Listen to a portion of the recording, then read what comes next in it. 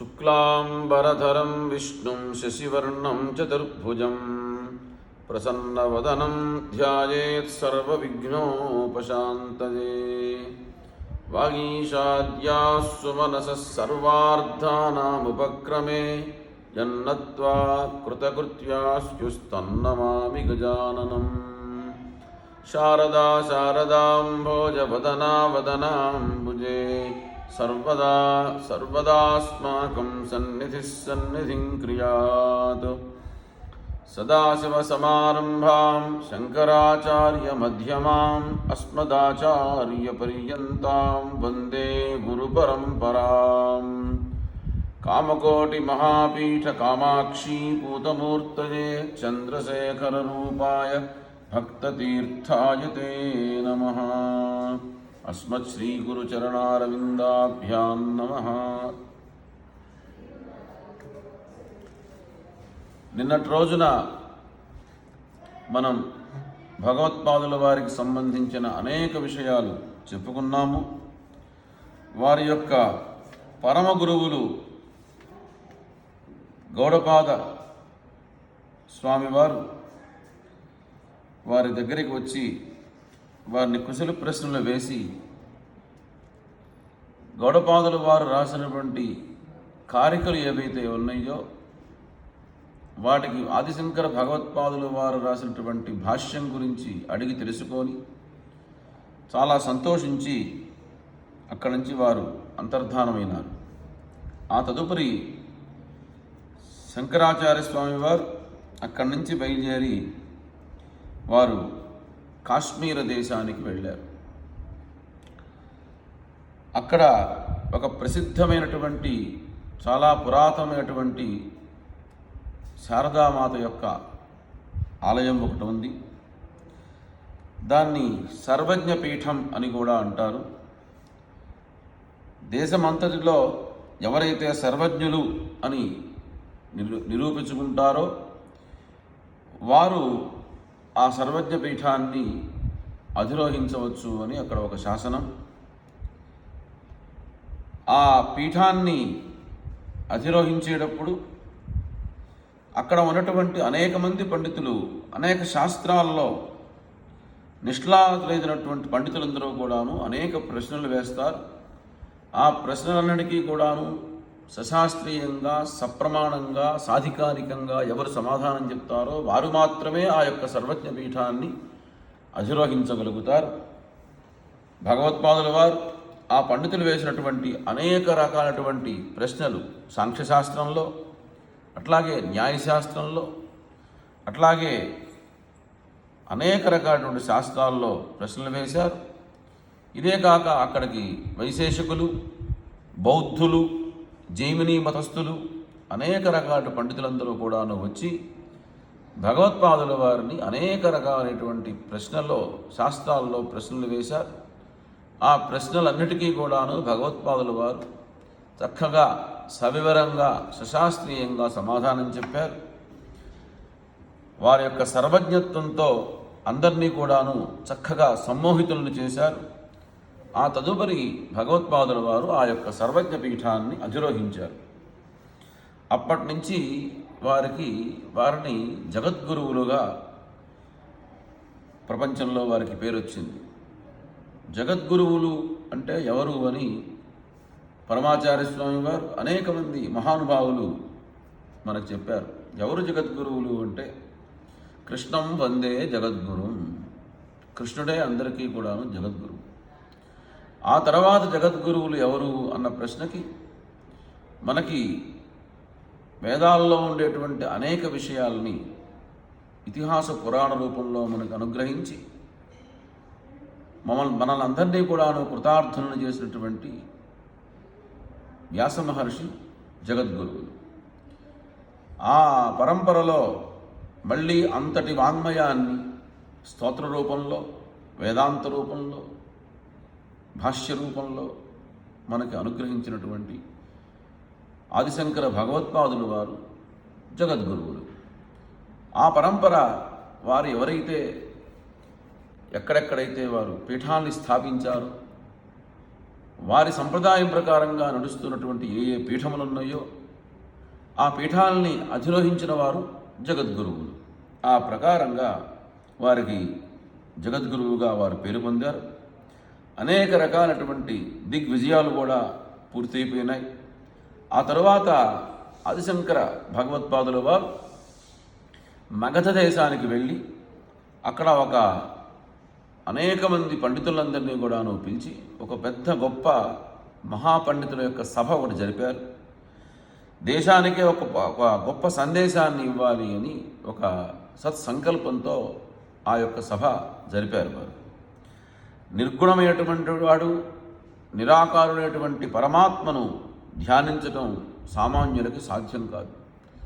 దేవుడికి ఆకారం లేదయ్యా, అట్లాగే ఆయనకి ఏ గుణం లేదు, మీరందరూ పూజించండి అంటే మనందరం చాలా సామాన్యులం, చాలా మందబుద్ధులం.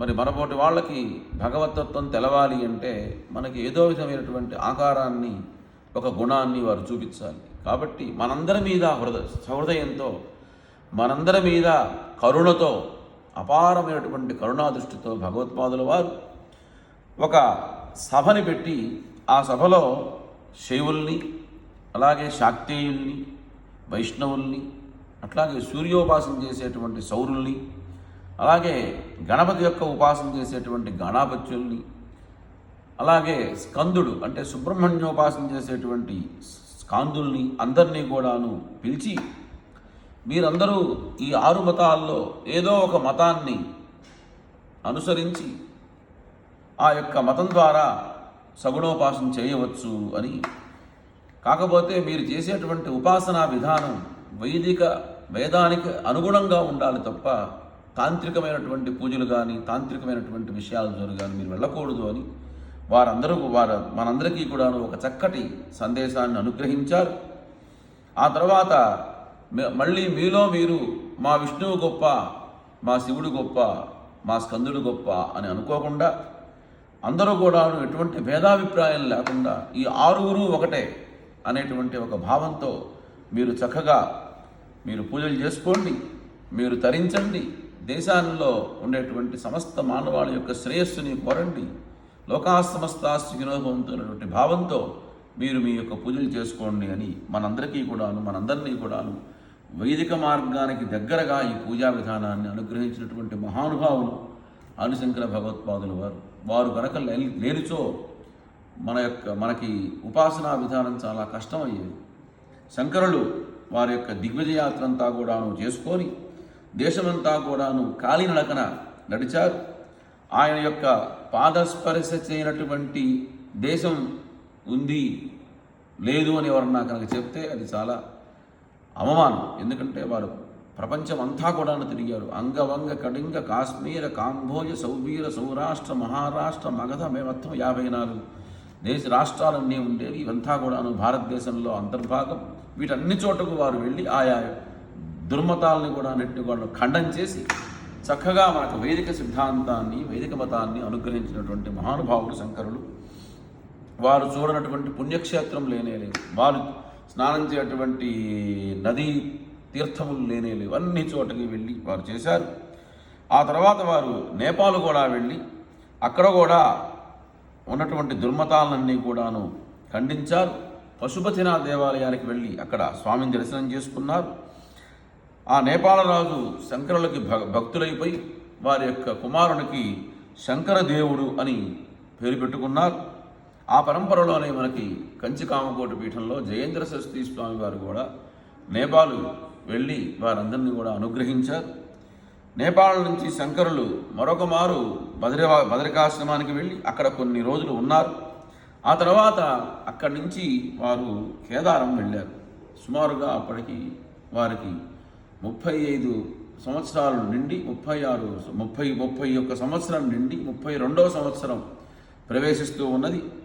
ఇక వారి అవతారం పరిసమాప్తి కాలం అవుతుంది అని మహానుభావులకి చెప్పి వస్తుంది సమయం. కాబట్టి వారు కేదారనాథంలోనే వారి యొక్క శరీరాన్ని ఛేదించాలి అని నిర్ణయించుకున్నారు.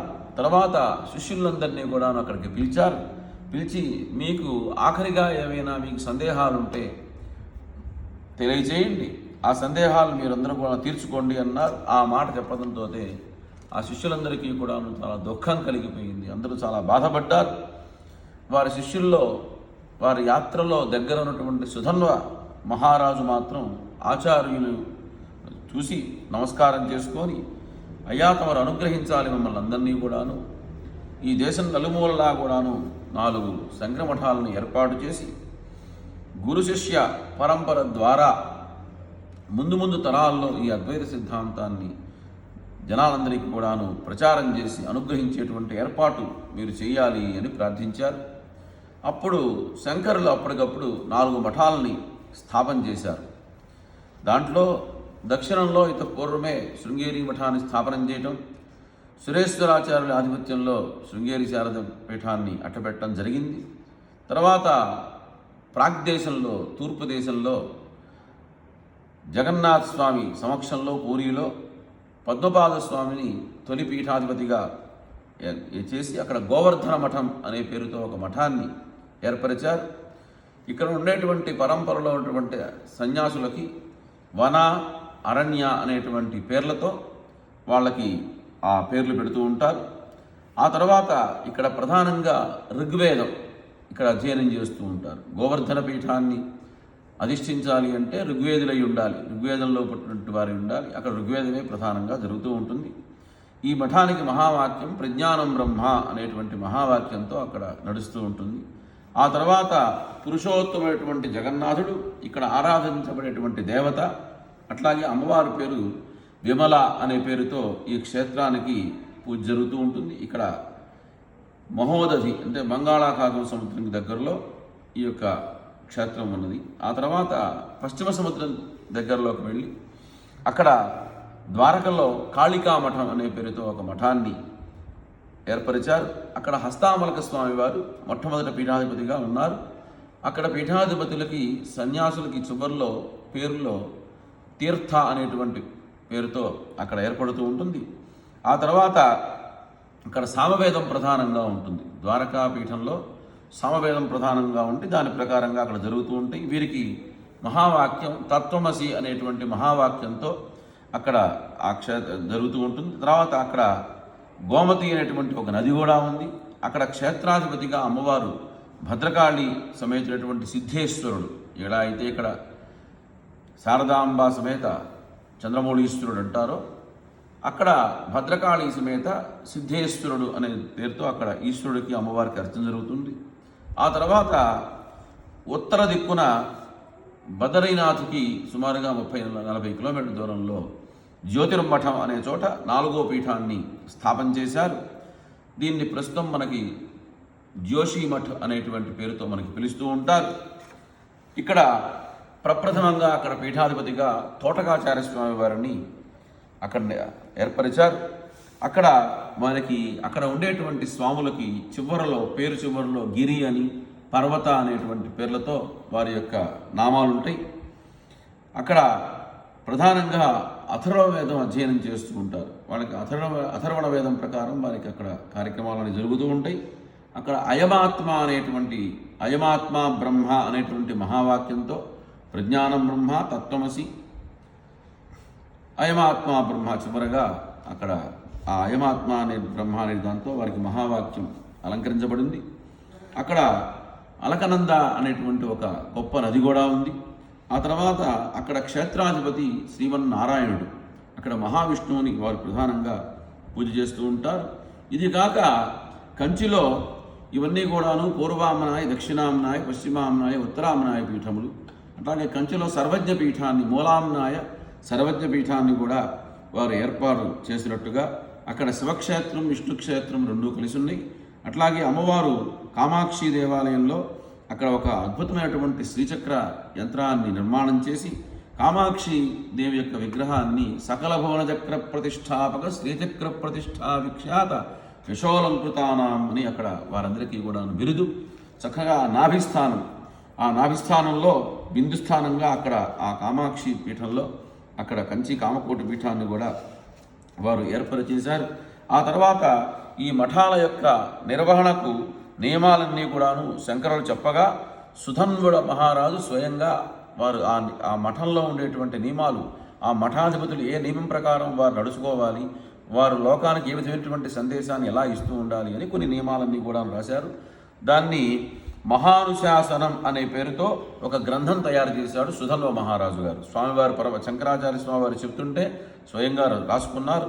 ఆ సమయంలో అదంతా రాసుకున్న తరువాత స్వామి అవతార పరిసమాప్తి సమయంలో మీరు శిష్యుల అందరికీ కూడాను ఇచ్చేటువంటి చివరి సందేశం ఏమిటి అని ఆ సుధన్వుడు ప్రశ్నిస్తే అప్పుడు దశశ్లోకి అని ఒక 10 శ్లోకాలు పఠిస్తూ దాన్ని భావాన్ని ధ్యానం చేయడం చాలా ఉత్తమం అని శంకరులు చెప్తూ, నభూమిర్నతోయం నతేజో నవాయు నఖం నేంద్రియం వా నతేషాం సమూహ అనైకాంతికత్వాత్ శుత్యైకసిద్ధ తదేకో వశిష్ఠ శివ కేవలోహం అని అటువంటి శ్లోకాలు చెప్పి పృథివీ ఆపస్సు, అట్లాగే భూమి, అట్లాగే నీళ్లు, అలాగే అగ్ని, అలాగే వాయువు, అలాగే ఆకాశం ఈయన పంచభూతాలని, అలాగే కర్మేంద్రియాలు, అట్లాగే జ్ఞానేంద్రియములు ఇవేమీ నేను కాదు, అవన్నీ తొలగిస్తే మిగిలిపోయేది ఏది ఉంటుందో ఆ శివుణ్ణే నేను అని చెప్పుకున్నారు. అది చదువుతూనే వారు సమాధిలోకి వెళ్ళిపోయారు. యోగశక్తితో వారి యొక్క యోగశక్తితో ఆ పంచభౌతికమైనటువంటి శరీరాన్ని పంచభూతాల్లో కలిపేశారు. తర్వాత ఆ శరీరాన్ని ఎవరో తీసుకెళ్ళటం, సమాధి చేశారని ఇట్లాంటివేమీ లేవు. వారి యోగాగ్నితో ఆ శరీరం కూడా అంతా కూడా మొత్తం పంచభూతాల్లోకి ఇచ్చేసేసేసి చక్కగా వారు శివస్వరూపిణి నేను అని చెప్పుకుంటూ వారు పంచభూతాల్లోకి వెళ్ళి బ్రహ్మ సాయుధ్యాన్ని పొందారు. ఇది సంక్షిప్తంగా శంకరుల యొక్క జీవిత చరిత్ర. ఎందుకంటే ఇప్పటిదాకా ఒక 5-6 బాగా పెద్ద పెద్ద పేరు మోసినటువంటి వాళ్ళు శంకర విజయ గ్రంథాలు రాశారు. ఆ గ్రంథాల్లో అనేక విషయాలు, సమస్తమైనటువంటి ఉపనిషత్ సారం, సకల పురాణముల యొక్క సారం, అట్లాగే సమస్తమైనటువంటి స్మృతుల యొక్క సారం అంతా కూడాను ఆ శంకర విజయంలో చెప్పారు. దాంట్లో విద్యారణ్య స్వామి వారు చెప్పిన శంకర విజయం మనకి ప్రస్తుతం బాగా అందుబాటులో దొరుకుతూ ఉన్నది. మనం దాన్ని కనుక చెప్పుకోవాలి అంటే కనీసం ఒక 2 సంవత్సరాలు పడుతుందేమో అనిపిస్తూ ఉంది. అంత గొప్ప గ్రంథం, అంత పెద్ద గ్రంథం, దాంట్లో లేని విషయం అనేది లేదు. సమస్త సారమంతా కూడా దాంట్లో ఆయన అనుగ్రహించారు. ఈ ప్రకారంగా శంకరులు ఈ ప్రపంచానికి ఎంతో మేలు చేసినటువంటి మహానుభావులు. త్వరలో వారి యొక్క ఆరాధన ఉత్సవం శంకర జయంతి, వారి యొక్క జన్మించినటువంటి మహత్తరమైనటువంటి మంచి రోజు రాబోతుంది. తత్సంబంధంగా కూడా మనం ఇంకా కొన్ని విషయాలు, దాంట్లో ప్రధానమైనటువంటి విషయాలన్నీ అన్నీ చెప్పుకోవాలంటే మనకి సాధ్యపడదు. కాబట్టి అందరికీ అర్థం కాదు కూడా, ఎంత మనం చెప్పాలన్నా కూడాను సామాన్యులకు అర్థం కాదు. మనం ఈ వేదికని 10 మందికి, సామాన్యులకి, పండితులకు కాదు, పామరులకి తెలవాలి అనేటువంటి ఉద్దేశంతో దీన్ని మనం ఏర్పరిచాం. కాబట్టి దాంట్లో ఉన్న విషయాలు పామరులకి అర్థమయ్యేట్టుగా ప్రధానమైనటువంటి కొన్ని విషయాలు తీసుకొని రేపటి రోజు మనం చెప్పుకుందాం. సర్వం శ్రీ గురుపరదేవతార్పణమస్తు. లోకాః సమస్తాః సుఖినో భవంతు.